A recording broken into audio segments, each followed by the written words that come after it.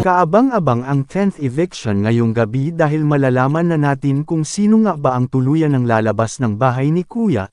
Narito ang latest update sa nagaganap na botohan galing sa Maya app.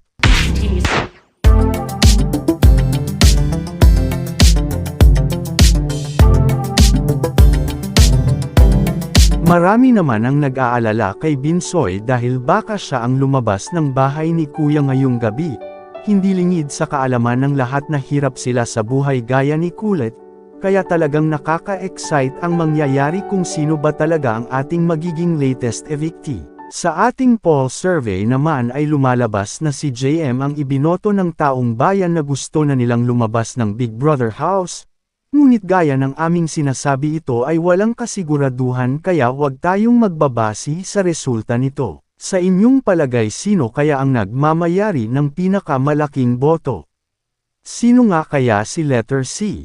Abangan yan mamaya sa live ng Pinoy Big Brother Gen 11.